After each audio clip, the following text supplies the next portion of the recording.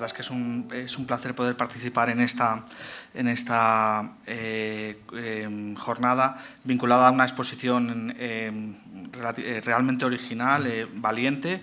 y en la que creo que se da una dimensión de Sorolla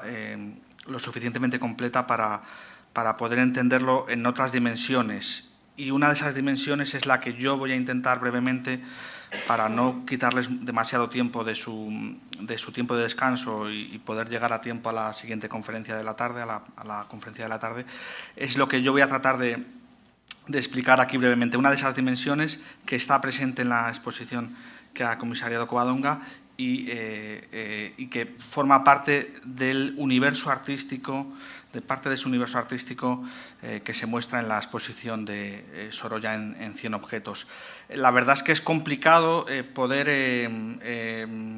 o es una enorme responsabilidad hablar de tres grandes artistas del siglo XIX español, como son Eduardo Rosales, Mariano Fortuny y Joaquín Sorolla. Y para empezar, quería contextualizar brevemente o brevemente señalar cómo estamos hablando de dos artistas de una misma generación, como son Rosales y Mariano Fortuny, y de un artista que no tiene la oportunidad de conocerlos, como es Sorolla, que cuando mueren pues cuenta con menos de 10 años, es decir, es prácticamente un niño, por tanto no los conoce personalmente. Rosales y Fortuny entre ellos sí se conocen,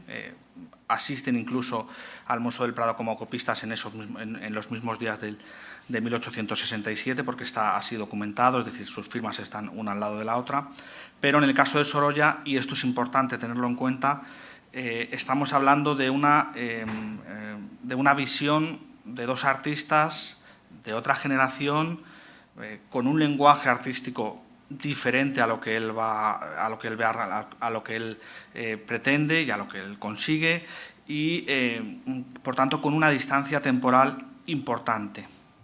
Esa distancia temporal puede jugar a favor y puede jugar también en contra, es decir, siempre se idealiza aquello que no se conoce. Esto podría, lo intentaré demostrar cómo eso puede condicionar la visión que tiene Sorolla de Fortuny y de Rosales, pero también, y a ello quería aludir con el epígrafe, con el título de mi intervención, hay también una mirada que está sugestionada o está motivada por el éxito tanto de Rosales como fundamentalmente de Fortuny. Rosales tiene un éxito relativamente ceñido al ámbito artístico español, pero Fortuny, como ya dijo Covadonga en la primera intervención, pues es el artista que consigue vender la obra más cara de todo el siglo XIX en París, es decir, son palabras mayores, que es la Vicaría, a la que luego me referiré. Por tanto, creo que con eso ya está descrito bien el éxito que tiene Fortuny en vida, y ese es el éxito, ¿no?, que de alguna manera está motivando o forma parte de la motivación de Sorolla por estos dos artistas, del interés que va a tener por Rosales y por Fortuny. Y hay otra cuestión muy importante, y a eso me refería cuando aludía a que es una responsabilidad hablar de tres de los grandes artistas del siglo XIX, que es como desde muy pronto, por eso le señalo que Aureliano de Berruete, hijo, no el paisajista, sino el hijo, que también se llamaba igual que el padre, y que fue director del Museo del Prado durante un corto tiempo, pero muy fructífero su corta dirección, que en 1901, aunque el libro se publica en 1926, es la historia de la pintura española del siglo XIX, en 1901 ya ha sabido ver que Sorolla va a ser el continuador, es decir, va a ser el siguiente eslabón en la historia de la pintura española, formado en el siglo XIX, que es a lo que él se dedica en ese libro, por Goya, por Rosales y por Fortuny. Es decir, ya justamente después del éxito de Sorolla en París, en 1900, como ya se ha aludido en la conferencia de Covadonga, sobre todo a partir de las medallas que consigue, ya en ese momento, en 1901, Sorolla se ha consagrado como artista fundamental, como artista nuclear de la pintura española, y él reconoce que todavía es pronto, pero que sabe ver lo que luego pasó, ¿no? Es un poco pronto para hacer una crítica comparativa de Sorolla, quede solo afirmado que al cerrar el siglo XIX sostiene el pabellón del arte español tan brillantemente como en otros años y el mismo siglo lo mantuvieron Goya, Rosales y Fortuny. Bien, la mirada sobre Goya es prácticamente inexistente en el caso de Sorolla, pero Rosales y Fortuny sí son, dentro de los artistas contemporáneos españoles, no son los únicos a los que mira, pero sí es cierto que mantiene una relación especial con ellos, como bien se muestra en la exposición de Sorolla en 100 objetos. Bien, lógicamente, José Artal está hablando a Sorolla unos pocos años antes, es una metonimia, pero no deja de tener su papel importante la paleta de Rosales, como la tuvo la paleta de Sorolla, esta que hemos visto en la primera conferencia, y aunque, insisto, alude de forma figurada, pero la paleta como objeto se va a convertir en una especie de reliquia, tanto en el caso de Rosales, por eso traía la de Rosales, que quizás sea menos conocida para algunos de ustedes, como también lo va a ser en el caso de Sorolla, ¿no? Entonces, José Artal, en una carta que conserva el Museo Sorolla, vuelve una vez a situar a Sorolla. Lógicamente, hay una complacencia quizá forzada porque quiere que le preste obras para venderlas en América, puesto que José Artal es eso lo que motiva esta carta, pero sí es cierto que hay una, una intención clara de unir su nombre al de los grandes artistas españoles, ¿no? Velázquez, Goya, Rosales y Fortuny. Entonces, bueno, pues sí es cierto que Sorolla va a mirar mucho a Velázquez, Sorolla va a mirar, ahora lo veremos, o lo intentaremos ver, a Rosales y a Fortuny de distintas formas. No deja de ser una afirmación quizá movida más por la loa que por la realidad histórica, que se ha demostrado que no es así, pero bueno, no deja de unir. Lo interesante es que une los nombres de Sorolla al de los grandes artistas españoles del XIX, también a Velázquez, que sabemos que es fundamental en la obra de Sorolla. Bien, tanto en el caso de Rosales como en el caso de Fortuny,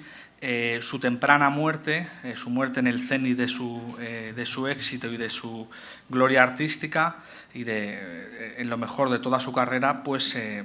va a llevar consigo una reacción de culto inmediato a estos dos artistas, ¿no? Ya empezamos con Rosales, y esta quizás sea una imagen hecha 3 años después de su muerte, justamente en el aniversario de su fallecimiento, sea una imagen que nos permita entender cómo parte de la admiración o del interés de Sorolla por Rosales y por Fortuny, insisto, artistas a los que no conoció y a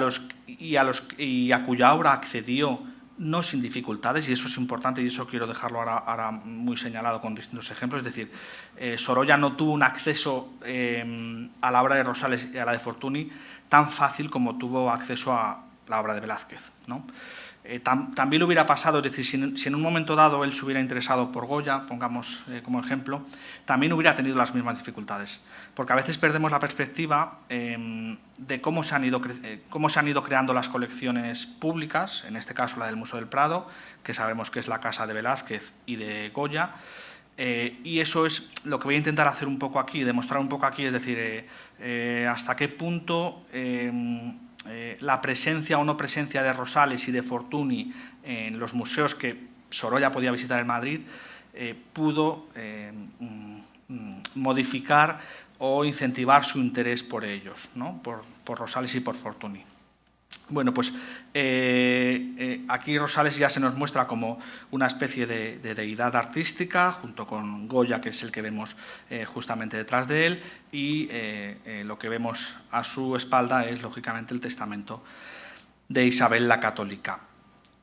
Posiblemente fuera este el cuadro que copió Joaquín Sorolla. No se asusten, pone Julián Sorolla, pero ha de ser Joaquín Sorolla. Este tipo de errores en los libros de copistas, cuando el que escribe el nombre es el secretario o el bedel que estaba, son, por desgracia, muy habituales y han despistado a muchos investigadores. Probablemente en esta entrada de Estudios Rosales, que es un lienzo relativamente pequeño, lo que hiciera fuera copiar, muy probablemente, insisto, el testamento. Bueno, en cualquier caso es la prueba fidedigna de que Sorolla, aquí bautizado como Julián, se interesó por Rosales durante sus estancias en Madrid y lo copió en el Museo del Prado. No es, lógicamente, el que aparece Sorolla copiando, debe ser el propio Álvarez Dumont, pero para que entendamos lo que él podía ver de Sorolla en estos años, es decir, de Rosales en este año, en 1884, posiblemente el cuadro que pudiera ver fuera, muy posiblemente fuera este. El Prado conservaba alguna obra más, pero no tenemos constancia de que existiese, de que estuvieran expuestas, perdón, si existen, lógicamente, y por el protagonismo que tenía este cuadro, esto para que ustedes puedan localizarlo ahora, es la entrada a la Galería Central, la actual sala número 24, aquí es donde está colgada normalmente la Gloria de Tiziano, y aquí estaría el Furor, de Carlos V, Goya Alta, Puerta de Goya Alta y Galería Central, ¿no? Es decir, tenían un lugar muy importante, donde precisamente había estado la pintura contemporánea, la pintura del siglo XIX, Goya, Madrazo, etcétera, habían estado desde el principio de la fundación del museo. Por tanto, era el cuadro emblemático, era el cuadro que había convulsionado la pintura española del siglo XIX, desde 1864, que era el Testamento de Isabel la Católica, y muy posiblemente fuera el que interesara a Sorolla. Por suerte, más adelante, ya en 1900, cuando la colección del siglo XIX se traslada al nuevo Museo de Arte Moderno, que ocupaba parte de lo que hoy es la Biblioteca Nacional, parte de ese edificio que era Palacio de Bibliotecas y Museos entonces, pues la representación de Rosales era mucho más amplia ya. Tenía también para ver casi en una altura muy fácil de estudiar la Lucrecia, de nuevo el Testamento, y otros dos que eran el Desnudo y el Tobías. La colección de Rosales en el Prado, o en el Museo de Arte Moderno, se incrementaría años después. Casi una década después comenzarían a ingresar nuevas obras, tanto en el Museo de Arte Moderno como también en el Prado. Por una extraña razón administrativa, el Juan de Austria, que veremos en grabado, no ingresó en el Museo de Arte Moderno, sino que ingresó en el Prado. Y esto, es decir, la escasez de obra de Rosales, que por su muerte prematura y por sus enfermedades continuas había dejado un catálogo más bien exiguo de pinturas, esto fue lo que debió motivar la carta que Alejandro Ferrán dirigió a la viuda de Rosales, Maximina Pedrosa, en 1887, en el que presenta a Sorolla. Es decir, lo que hace Ferrán es presentar a la viuda a un joven artista para que vaya a su casa y pueda estudiar la obra que la familia conservaba y sigue conservando todavía en la actualidad, aunque ya muy menguada, de Rosales, ¿no? Esto es importante, porque lo que demuestra es que bueno, pues lo que él veía en el Museo del Prado, en el Museo de Arte Moderno, luego después, el Museo de Arte Moderno se funda en el 98, le resultaba muy escaso, es decir, él quería conocer mejor a Rosales, ¿no? Un cuadro o dos, lo que pudiera ver, no le servía para nada, es decir, necesitaba ver su pintura, y esa pintura no se ve a través de fotografías, ni mucho menos a través de estampas, es decir, necesitas ver cómo pinta y poner la nariz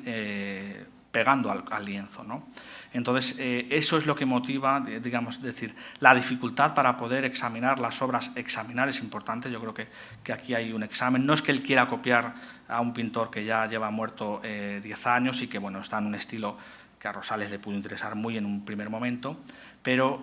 lo que quiere es ver cómo ha pintado pues el que se considera uno de los grandes artistas del XIX, ¿no? Hay una especie de estímulo que está vinculado al éxito y al buen nombre de Rosales, que ha mantenido toda su vida, no como Fortuny, que posteriormente en el siglo XX pues cayó un poco en desgracia por distintas razones que no vienen al caso. Entonces, bueno, le presenta y le dice que es un verdadero entusiasta de Rosales y que quiere conocerla para que le enseñe las obras que tiene, ¿no? Si ya nos vamos a 1957, es decir, ya ha muerto Sorolla, llevaba muerto varias décadas, pero entienden que ya, es decir, que el Museo de Arte Moderno ha ido incrementando su colección y junto con las tres obras que veíamos, ya hay muchas más, ¿no? Algunas proceden de la familia y otras proceden de distintas colecciones particulares, la Cabeza y la Ofelia que ven aquí. Es decir, esto es importante tenerlo en cuenta. No podemos pensar sin tener esta perspectiva histórica para llegar a entender, en mi opinión, las motivaciones y el interés de Sorolla hacia Rosales o hacia Fortuny después. Y esto también, es decir, la escasez de obra visible de Rosales fue lo que motivó que Logan o Lauren, si los castellanizamos, pues hiciera un álbum de Rosales poco después de su muerte, donde se reproducen curiosamente mayor número de dibujos que de pinturas. Esto es una circunstancia que se da también justamente 2 años antes, en 1871, se da con Valeriano Domínguez Becker, el hermano del poeta, que había muerto también muy joven, es decir, había muerto con menos de 40 años, en las mismas circunstancias que Rosales, y con las mismas circunstancias me refiero a que tampoco había dejado mucha obra pintada, pero sí un gran número de dibujos. Lo que hace Lauren en ese caso y en este es fotografiar todos esos dibujos, las obras que quedan en la familia, que son en este caso alguna más que las que quedaban de cuadros en la familia de Becker, y reproducirlas, ¿no?, para difundirlas. Lógicamente también hay un interés comercial, pero hay un interés de dar a difundir una obra que es escasamente conocida. Y por tanto, si ustedes van al álbum de Rosales, el Prado tiene uno igual, es decir, son álbumes comerciales, el del Prado tiene el mismo número de fotografías que el del Museo Sorolla. Lo que van a ver ustedes, insisto, son sobre todo dibujos, más que pinturas. Y este interés, lógicamente, se suple en parte, como he dicho, con fotografías, pero no siempre. Y algunas fotografías, no esta de Isabel la Católica, que también está incluida en ese álbum, como obra esencial de Rosales y la obra que le lanza a la fama en el ámbito artístico español, sino también algunas debieron tener, esta también es del Museo Sorolla, debieron tener una función de trabajo, ¿no? Y en eso es clave, por eso les he señalado con ese rectángulo, les he señalado la cuadrícula. Es decir, hay una cuadrícula que ven ustedes, sobre todo las líneas, se marcan más las líneas horizontales que las verticales, pero hay una cuadrícula que lo que nos informa, ven ustedes aquí, por ejemplo, el cruce de las líneas verticales y horizontales, lo que nos informa es de una intención, al menos, de Rosales, de copiar a escala esta obra, por eso hace esta cuadrícula. Ya el simple hecho del desgaste de la fotografía también nos da muestra de que, bueno, al menos la manejó, no fue una fotografía que guardase sin más. Bien, hay otra fotografía que ya nos ha enseñado Covadonga esta mañana, que es esta, que es también muy reveladora, porque lo que aparece es, bueno, el estudio de Sorolla con los alumnos, y lo que aparece al fondo es la misma estampa que está en la exposición. Se entiende el desgaste que tiene la estampa cuando la vemos aquí colgada, es decir, bueno, una estampa que tuvo un uso, ¿no?, y que es la que reproduce la presentación de Don Juan de Austria ante Carlos V en Yuste. Es una obra que no formaba parte de las colecciones del Estado, es decir, estaba en posesión de la duquesa de Bailén, y así lo estuvo hasta 1913, cuando por un legado pasó al Prado y no al Museo de Arte Moderno. Es una de estas circunstancias extrañas dentro de la administración. Bueno, la que les enseño aquí es la del Prado, porque bueno, creo que la pueden ver, está en mejor estado de conservación porque nunca se ha expuesto, etcétera, no tuvo ningún uso, y por tanto pueden ver las enormes calidades que como grabador, sobre todo acuafortista, tuvo Bartolomé Maura. Bartolomé Maura se había dedicado desde 1871, sobre todo desde 1871, se había dedicado a reproducir obras del Museo del Prado. Esto es importante, esta obra no estaba en el Museo del Prado, insisto, por un concurso que hubo en el año 71, bueno, en el que se buscaba un buen grabador de las obras de Velázquez. Bartolomé Maura grabó fuera del museo las obras de Rosales y las obras de Becker. Curiosamente, también las obras de Becker, de Valeriano Becker. Por tanto, hay un interés que posiblemente en casos como estos obedeciera también a un conocimiento de la demanda por parte de los artistas de tener reproducción de estas obras. Lo que más llama la atención es la altura a la que está, es decir, es una obra una estampa que está colgada sin más para tener una referencia. No, al menos en este momento no está sirviendo de copia, pero sí es curioso, no deja de ser o es muy relevante que esté en el taller del artista, en el estudio donde va a enseñar a otros alumnos. Esto lo coloca en un lugar importante y da también buena muestra, como también se dice en el catálogo, en los textos del catálogo, se da buena muestra del interés de Sorolla por Rosales. Bien, y hay una última muestra del interés de Sorolla hacia Rosales, que es esta pequeña fotografía que está en este caso está reproducida en el catálogo, donde Rosales aparece con un compañero de pensionado, con un compañero de estancia en Roma, mejor dicho, que es Palmaroli, artista que nos saldrá después. Y esta obra, como muchos de ustedes sabrán, estuvo en una especie de relicario y no quiero dejar de contextualizar este interés, es decir, por qué Sorolla fue el único que colocó una foto de otros artistas en una especie de relicario de altar. ¿Este uso era exclusivo de Sorolla? No. Les traigo precisamente un ejemplo, porque es Fortuny y está vinculado a otro artista valenciano, en este caso Cecilio Pla. Cecilio Pla mantuvo toda su vida esta fotografía, es decir, una fotografía de Fortuny con su hija, una fotografía de carácter familiar. Bueno, aquí lo que están representados son artistas, bien, pero aquí es que no deja de tener un carácter familiar, ¿no? Una fotografía que se hacen en Granada cuando están allí tan tranquilos. Y además no solo la tuvo, no solo la poseyó hasta que ha pasado al Museo del Prado gracias a la familia, sino que también la tuvo expuesta. No la he traído aquí esa fotografía, pero hay fotografías del taller de Cecilio Pla donde esta fotografía está expuesta. Es decir, y les traigo precisamente otra que no es conocida porque prefería mostrar esta. Lo que ven ustedes señalado con el círculo en realidad es la fotografía de Sorolla, que Sorolla, firmando Chimo, como se ha visto, era su apodo, lo ha dicho Concha Baeza, en su intervención. La fotografía de Sorolla se la dedica a Cecilio Pla, firmando Chimo, y Sorolla la coloca en esta especie de altar laico, junto con la de otros artistas,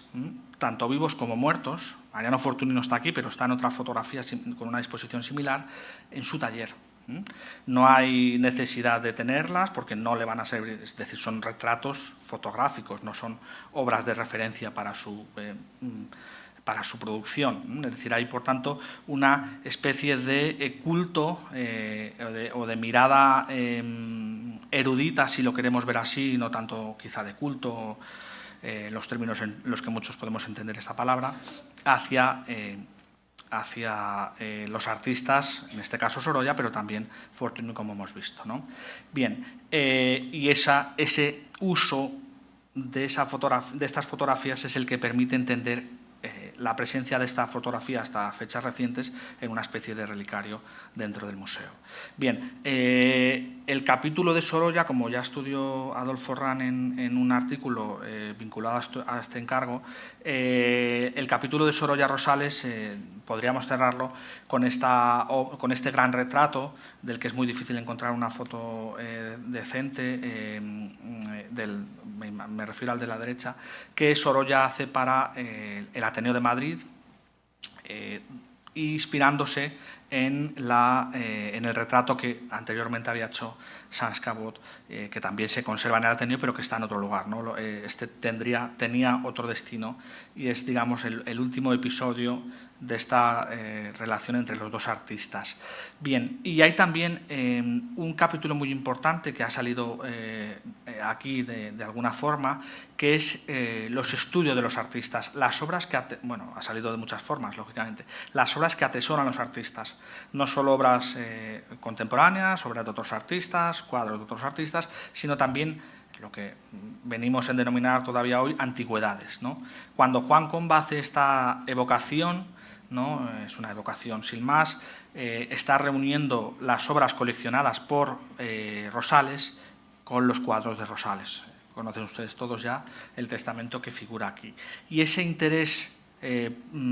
por dignificar el espacio de trabajo, o casi no es dignificar, es más sacralizar el espacio de trabajo de los artistas, es algo que también va a haber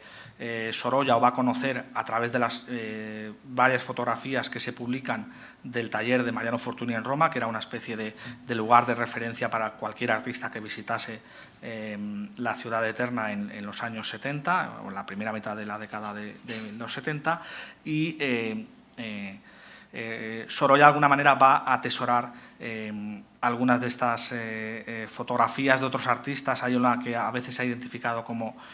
del taller de Sorolla en Roma, pero que debe ser de otro artista seguidor, posiblemente de Fortuny, quizá Barbudo o Villegas. Por tanto, hay un interés, bueno, no por imitarlo, pero sí por continuar en esa idea de dignificar o sacralizar el taller del artista o el lugar de trabajo como un verdadero lugar de referencia para la pintura, ¿no? Bien, y es interesante saber cómo, aunque me salga un poco de esta relación Sorolla-Rosales, Sorolla-Fortuny, pero entre Sorolla y Fortuny, como ya he dicho, también existió cierta relación, y vinculada a esta idea de poseer objetos que hubieran poseído otros artistas antes. Por eso traía esta carta. Esta carta, que fue publicada gracias al mecenazgo de la Fundación María Cristina Massapeo Peterson, en esta carta Fortuny se dirige a su suegro, lo trata como papá, pero es su suegro, y le dice que quiere el casco que había pertenecido al taller, es decir, que había tenido Rosales y que, bueno, ahora tenía su viuda porque Rosales había muerto, ¿no? Y se lo dibuja incluso. Es decir, hay un interés por poseer, en este caso además porque le completaba parte de la armadura, pero hay un interés de posesión de objetos que hubieran pertenecido a otros artistas. Y lo mismo, esa misma referencia a otros artistas coetáneos está en el caso de Rosales, que retrata a la moda como si fuera un Hamlet moderno, retrata a Mariano Fortuny en este dibujo. Y ya con esto nos metemos en Fortuny con una especie de introducción gracias a este cuadro que solo conozco a través de esta fotografía, pero que es quizá el cuadro dentro de la producción de Vicente Palmaroli que mayor número de referencias tiene a la historia de la pintura. Lo que ven ustedes aquí es un espejo, como el de Van Eyck, ¿no? Y aquí, lógicamente, a quien está haciendo homenajes a su querido Mariano Fortuny, ¿no? Digamos, recordando a algunos de estos árabes, les he puesto el de Chicago, pero no se refiere solo a uno, sino que hay una especie de recuerdo o de mención erudita a Fortuny, no solo en el Moro, sino bueno, en el propio coleccionismo de las armas que tanto habían interesado a Fortuny. Este interés o esta mirada y esta referencia, esta forma de hacer referencia a otros artistas del pasado en tu obra, también va a estar presente en el caso de Sorolla y la relación con Fortuny, como lo vamos a ver, ¿no? Bien, también hay que tener en cuenta otra circunstancia que es especialmente más visible en dos artistas, porque Rosales, aunque copió lógicamente en el Prado, pero no conservamos tantos testimonios o casi no conservamos testimonios de su trabajo como copista, pero sí en el caso de Fortuny y de Sorolla, ¿no? Vemos aquí cómo están copiando el mismo Marte de Velázquez, pero hay una diferencia fundamental. Sorolla lo copia en un periodo anterior, es decir, en un periodo casi de aprendizaje. Fortuny, cuando va al Prado, ya es casi un artista consagrado, ya ha pintado la Vicaría. Es decir, Fortuny mira a los artistas del pasado, a Goya y a Velázquez, cuando ya es un artista, y a Rivera también, es decir, son los tres artistas a los que mira, cuando ya es un artista consagrado. Sorolla lo hace, insisto, en una etapa más formativa. Más allá de este interés por Velázquez, que puede unir las biografías de ambos artistas, aunque sea un interés diferente, la técnica es diferente y la mirada ya también, lógicamente, es diferente, hay también un paralelismo importante que voy a mostrar a través de algunos ejemplos. Algunos de ustedes los conocerán, aprovecho estos que quizá sean menos conocidos para que no les suene demasiado repetitivo, pero lógicamente Sorolla va a pisar algunos de los lugares que había pisado Fortuny, posiblemente porque él tuviera conocimiento de ello. No debemos olvidar que Sorolla en Roma no va a conocer a Fortuny, lógicamente por imposibilidad, pero sí va a conocer a Salvador Sánchez Barbudo y a Villegas y a Pradilla, que sobre todo estos dos primeros habían y seguían siguiendo la estela de Fortuny en los 80 y en los 90. De hecho, él terminará despreciándolos, sobre todo a Barbudo y a Villegas Sorolla. Pero en este momento posiblemente él tuviera conocimiento de algunas de las obras de Fortuny o de la biografía de Fortuny a través del testimonio o de lo que hacían sus seguidores Barbudo y Villegas, entre otros, ¿no? Por tanto, no me resisto a pensar que detrás de sus viajes a Granada o lógicamente de otros tipos de obras que hace, lo veremos en la siguiente diapositiva, hay un conocimiento de lo que ha hecho antes Fortuny. Es decir, no es ajeno a lo que ha hecho el artista al que él quiere sustituir de alguna manera, y eso es completamente legítimo en ese panteón español, ¿no? Que es, lógicamente me estoy refiriendo a Fortuny. Bien, entonces, hay un interés por estos mismos motivos, por estos mismos temas, completamente diferente, y esta no podía dejarla de poner. Les he traído ejemplos de niños desnudos en la playa de Fortuny, que son menos conocidos, para que, bueno, pues, tener en cuenta que ese interés por el tema que ya había trabajado Fortuny y también Ignacio Pinazo, Sorolla lo va a llevar a otro terreno, es decir, el movimiento del agua, el reflejo de la luz, de alguna manera son completamente diferentes o inexistentes en Fortuny, y si existen en Sorolla, como el movimiento. Es decir, lo que aquí son escenas calmadas, en Sorolla se convierte en puro movimiento del agua, de la luz, etc., ¿no? Hay una... es decir, esta comparativa funciona por una manera, por un lado, pero por el otro vemos que Sorolla es mucho más moderno y tiene otros intereses artísticos completamente diferentes. Estas similitudes también las podemos llevar al último gran cuadro de Fortuny, que hoy está en Texas, y lo mismo, es decir, este interés por las mujeres a la orilla del mar, tapándose la cara o tapándose el sol cegador, va a estar en Sorolla con un lenguaje artístico ya muy diferente. Tengamos en cuenta que han pasado 40 años entre estos dos cuadros, casi 40 años. Es decir, por tanto, ni el preciosismo de Fortuny, que Sorolla solo tanteó en un primer momento, como veremos ahora después, ni la factura minuciosa ni el estatismo de Fortuny van a interesar nunca a Sorolla, o al menos no lo van a interesar en un periodo ya maduro. Bien, hay opinión, por suerte, de dos de los cuadros principales de Fortuny, que son el Jardín de los Poetas, que está en paradero desconocido, aunque está en un país de Europa, que no es España, y la Vicaría, que hoy conserva Almenac, pero que Fortuny ansiaba ver. Este cuadro estaba en París, en la colección del Conde de Pradere, donde había pasado después de un periplo por otra colección particular parisina, y la carta demuestra que tenía mucho interés por ese cuadro. Lógicamente ya no le aporta nada, es decir, han pasado 40 años, insisto, vuelvo a insistir en que hay una diferencia temporal muy importante, pero no deja de tener interés tanto en Rosales como en Fortuny por conocer bien su obra, ¿no? Y por buscarla. Bueno, y lo que era interés, pues en realidad termina convirtiéndose un poco en decepción dolorosa, ¿no? Fui a la casa del Conde de Pradere, que era quien poseía el cuadro en 1913, poco después pasaría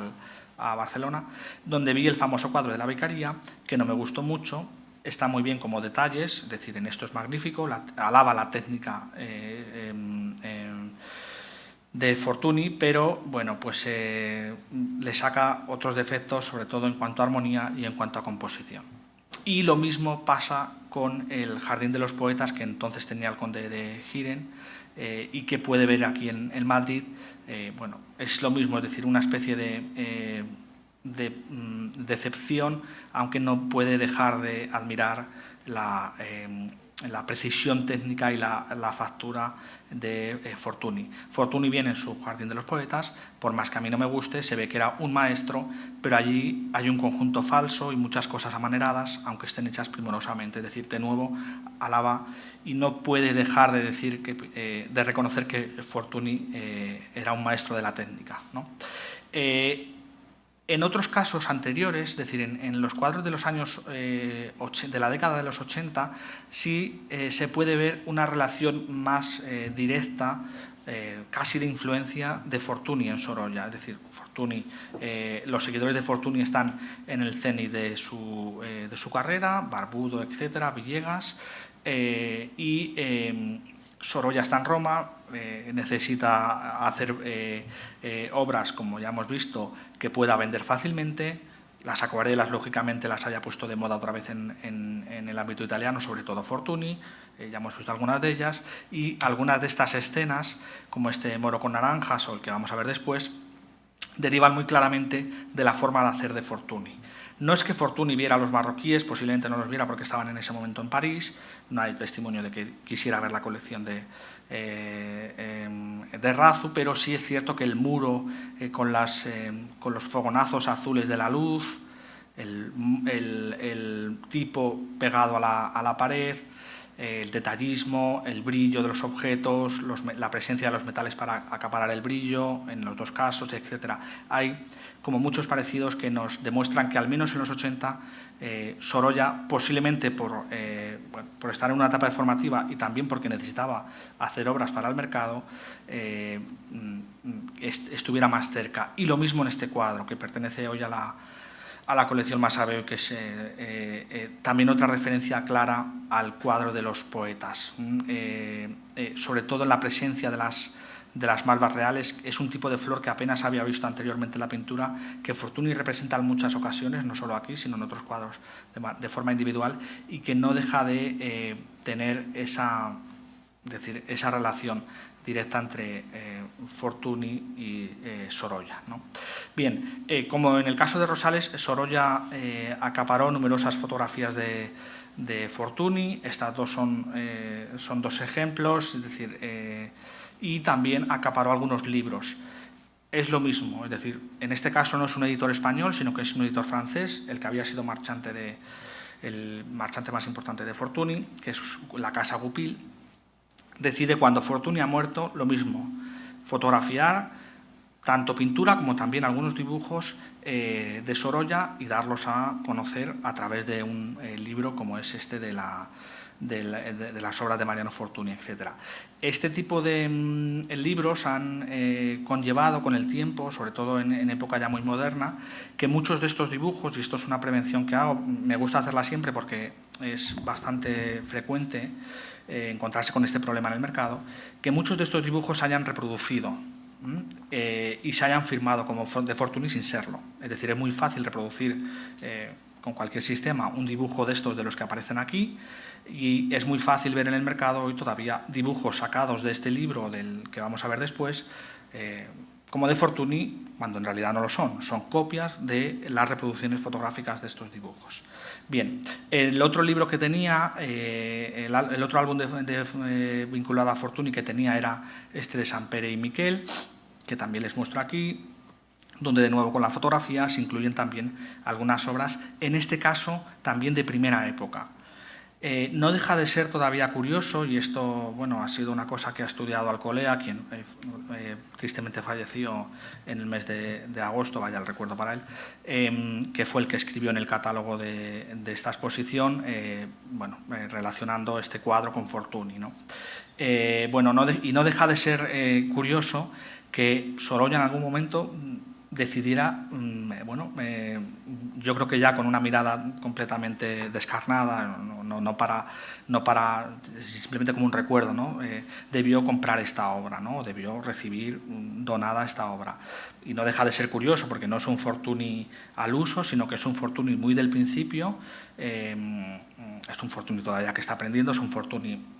que no deja de ser un pintor como otro cualquiera de Barcelona, donde pinta esta obra, en fin, que no tiene interés más allá de para los expertos en Fortuny o para los que estudiamos de alguna manera la obra de Fortuny, pero nada más, es decir, no puedo explicar nada de Fortuny con este cuadro, ¿no? Es a lo que quiero, con lo que quiero concluir, ¿no? Por tanto, no deja de ser interesante que Sorolla decidiese en algún momento hacerse o dejarse donar o regalar esta obra, ¿no? Esta obra que está vinculada con sus primeros trabajos también como ilustrador, los únicos que hizo en su vida en realidad, luego ya dejó la ilustración, dejó el trabajo para libros, que es este del mendigo hipócrita, bueno, del que se conservan también algunas escenas. Son escenas amatorias con figuras en un estilo vinculado muy al romanticismo catalán. Bien, como ya hemos visto antes, Ricardo de Madrazo, que era el hijo de Federico de Madrazo, decidió donar uno de los dibujos que había recibido de Fortuny. Lo curioso de esto es que Fortuny lo pinta pocos días antes de su muerte, y es lo que un poco viene a contar la carta que Ricardo le manda a Sorolla cuando le regala el dibujo, pero que son todos una serie de dibujos vinculados a una de las mascarillas de Beethoven. Esta se le hace en vida, la hace en 1812 este escultor. La mascarilla que Fortuny dibujó se conserva en el Museo Fortuny, que se creó gracias a la descendencia de Fortuny, sobre todo por Fortuny hijo, el diseñador, y es uno de esos dibujos. Fortuny realizó varios más, como este que está en paradero desconocido, que también Cecilia había regalado, en este caso Cecilia se le había regalado a Ricardo, el que está en el Louvre, o el más sencillo que está en el Prado. Este asunto de las mascarillas no deja de tener un significado que es el que es decir, en este caso la mascarilla de Fortuny se hace post-mortem, ¿no? Y no deja de tener un sentido luctuoso, ¿no?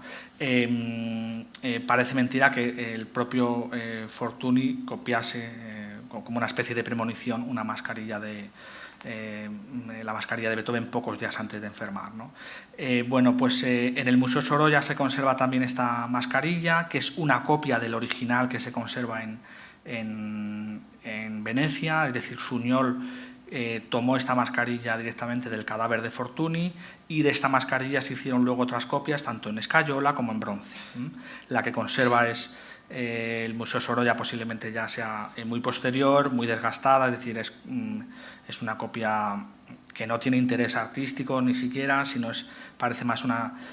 un objeto sin más para tener la referencia de Fortuny, de la última expresión de Fortuny, ¿no? Y este culto con este sentido hacia los muertos, en el caso de Fortuny es muy evidente. También se conserva el vaciado de la mano justamente hecho en ese momento, es decir, en el lecho de muerte, e incluso los telegramas que se recibieron a la muerte de Fortuny. Incluso también se conserva el paño, gran parte del paño negro que cubrió el túmulo de Fortuny durante el multitudinario entierro en Roma, ¿no? Por tanto, aquí no deja de tener este sentido, pero para Sorolla sobre todo tiene un carácter de culto, ¿no? Por eso se la hace rodear de hojas de laurel, y por eso la coloca en un lugar alto, es decir, hay ya una mirada erudita, una mirada de veneración, mejor dicho, hacia Fortuny, tanto en esta foto como en la otra que se conserva, donde yo he querido identificar la mascarilla de Fortuny, que esta es un poco anterior, que es en otra parte del estudio, en otra toma de las muchas que hay del estudio de Sorolla, en este caso en el pasaje de la Alhambra. Bien, y este interés por las mascarillas les pongo otro artista que ha salido anteriormente, es decir, incluso personajes tan ajenos a la historia de España o tan mal mirados en la historia de España como Napoleón, pues interesó a un artista como Vicente Palmaroli. Es decir,